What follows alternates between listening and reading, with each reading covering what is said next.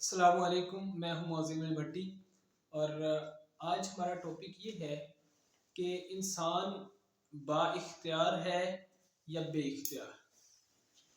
سب کچھ انسان کے اختیار میں اس دنیا میں اللہ تعالیٰ نے دے دیا ہے کہ سب کچھ اپنے اختیار میں رکھا ہے۔ اس موضوع پر بڑی بحثیں چھڑی رہتی ہیں اور اس میں جو ہے وہ دو طبقے ہیں، ہر کسی کے پاس اپنے اپنے ویوز ہیں۔ تو میں جتنی مجھے سمجھ آئی ہے اپنی سمجھ کے مطابق میں اس گتھی کو تھوڑا سا سلجھانے کی کوشش کروں گا جتنا مجھے پتا ہے۔ ایک گروہ کہتا ہے کہ سب کچھ اللہ تعالیٰ کے اختیار میں ہے، جو کر رہا ہے اللہ تعالیٰ کر رہا ہے، جو برائی ہو رہی ہے وہ بھی اللہ ہی کر رہا ہے، اسی کی مرضی سے اسی کی اجازت سے سب کچھ ہو رہا ہے، ہمارا اس میں کوئی قصور نہیں ہے۔ اگر ہم شراب پی رہے ہیں تو یہ بھی اللہ تعالیٰ سے ہی ہو رہا ہے، ہم سے نہیں ہو رہا۔ اور اس لیے کسی شاعر کا شعر بھی ہے کہ جو چاہے سو آپ کرے ہے، ہم کو ابس بدنام کیا۔ تو ایک گروہ یہ ہے، لیکن یہ بات کو پلے پڑتی نہیں ہے، ایک لاجیکل ایک منطق کی بات نہیں ہے یہ۔ اگر دوسرے گروہ کی طرف دیکھیں تو وہ کہتے ہیں کہ سب کچھ انسان کے اختیار میں ہے، انسان ہی سب کچھ کرتا ہے۔ تو یہ بات بھی منطق کے اوپر پوری نہیں اترتی۔ کیوں؟ کیونکہ ہم نے بے شمار بار دیکھا ہے کہ انسان بے بس ہو جاتا ہے بڑے موقعوں پہ، تو تب اس کا اختیار کہاں جاتا ہے پھر؟ تو اس چیز کو بیلنس کیسے کیا جا سکتا ہے؟ کیسے پتہ چلے کہ کیا بات صحیح ہے؟ صحیح بات یہ ہے کہ انسان مکمل طور پر نہ تو با اختیار ہے اور نہ ہی بے اختیار۔ اس دنیا میں اللہ تعالیٰ نے کچھ اختیارات انسان کو دیے ہیں، جیسا کہ اللہ تعالیٰ نے انسان کو پیدا کیا ہے اور اس کو اختیار یہ دیا کہ وہ چاہے تو اچھائی کے راستے پہ چلے، چاہے تو برائی کے راستے پہ چلے۔ اس نے رہنمائی کر دی ہے دونوں راستوں کی، اور اب انسان کی مرضی ہے کہ وہ کس پہ چلے، یہ اس پہ انسان کا اختیار ہے۔ پھر اور کئی کام ہیں جو ہماری روزمرہ زندگی میں ہم کرتے ہیں، تو ان پہ اللہ تعالیٰ نے ہمیں انسان کو اختیار دے دیا ہے۔ ہم چاہے تو کسی کی مدد کر لیں، چاہے تو نہ کریں۔ سزا جزا کا معاملہ وہ بات کا ہے، ابھی جو اختیار دیا گیا ہے میں اس کی بات کر رہا ہوں۔ وہ اس کے لیے دو مثالیں اگر آپ سمجھ لیں تو وہ بڑا اچھا ہوگا، ان سے ہمارا یہ سارا مسئلہ حل ہو جائے گا۔ آپ اسی ٹاپک میں مسئلہ تقدیر کو بھی سمجھ سکتے ہیں۔ یہ ایسا مسئلہ ہے کہ اس پر ایمان لانا ایمان کا بنیادی جزو ہے، اور اس کے بغیر ایمان مکمل ہی نہیں ہے۔ تو کیا مثال کیا ہے؟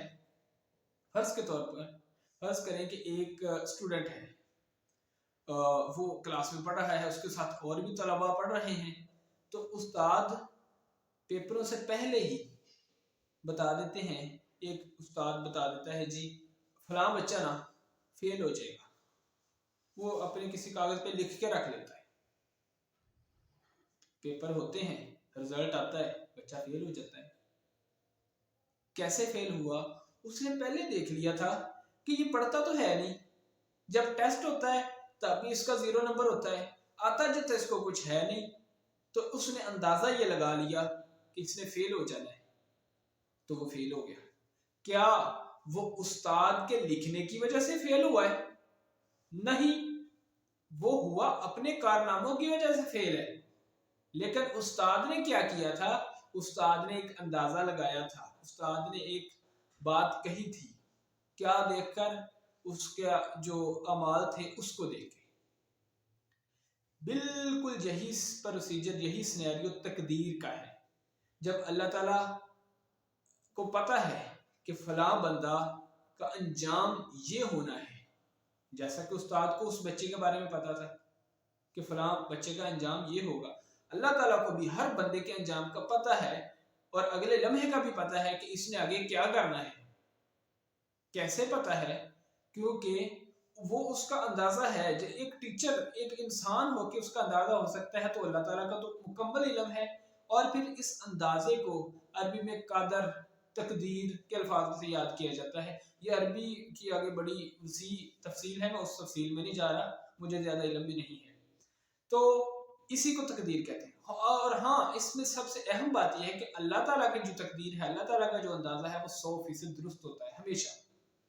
وہ جو استاد نے اندازہ لگایا تھا اس میں شک شبہ ہو سکتا ہے وہ پاس ہو جاتا، تو لیکن جو اللہ تعالیٰ کا اندازہ ہوتا ہے وہ ہمیشہ درست ہوتا ہے۔ تو کرتا انسان خود ہے، اللہ تعالیٰ کو اس چیز کا علم ہے۔ اچھا، پھر ایک اور مثال دیکھیں۔ ایک بندے نے جو ہے وہ کسی اللہ والے سے پوچھا کہ مجھے بتائیے کہ انسان کتنا با اختیار ہے اور کتنا بے بس ہے۔ اس نے کہا اپنی ایک ٹانگ اٹھائیں، اس نے اٹھا لی۔ اس نے کہا اب دوسری بھی اٹھائیں، تو بس دوسری اٹھائی تو گر گیا۔ اس نے کہا اتنا انسان کے پاس اختیار ہے اور اتنا انسان بے بس ہے۔ تو انسان کو اللہ تعالیٰ نے کچھ اختیارات دیے ہوئے ہیں۔ پھر یہ جو برائی ہو رہی ہے اس کا ذمہ دار کسی طور بھی اللہ تعالیٰ کو نہیں ٹھہرایا جا سکتا۔ اس پہ غیر مسلموں کے بھی اور لبرلز کے بھی بے شمار جو ہے وہ تبصرے آتے ہیں کہ اگر اتنی برائی ہو رہی ہے تو پھر جو ہے وہ اللہ تعالیٰ کو چاہیے تھا کہ ایسی مخلوق بنا دیتے جو برائی کرتی نہ۔ تو ایسی مخلوق تو پہلے اللہ تعالیٰ بنا چکے ہیں، فرشتے۔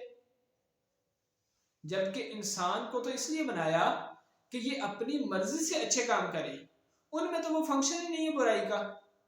تو اس لیے انسان اگر خود، اس کے پاس دونوں راستے ہیں، اگر وہ خود برائی کو چھوڑ کے اچھائی والے راستے پہ جاتا ہے تو وہ فرشتوں سے اوپر ہو جاتا ہے۔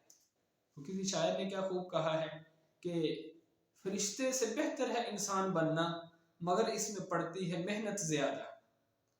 تو یہ بات ہے کہ وہ مخلوق تو پہلے بن چکی ہے، اس لیے اللہ تعالیٰ نے اس مخلوق کو بنایا اور اس کو جو ہے وہ کچھ اختیارات دیے کہ یہ اچھائی اور برائی میں سے ایک راستہ چنے اور اس کے مطابق اس کا فیصلہ کر دیا جائے۔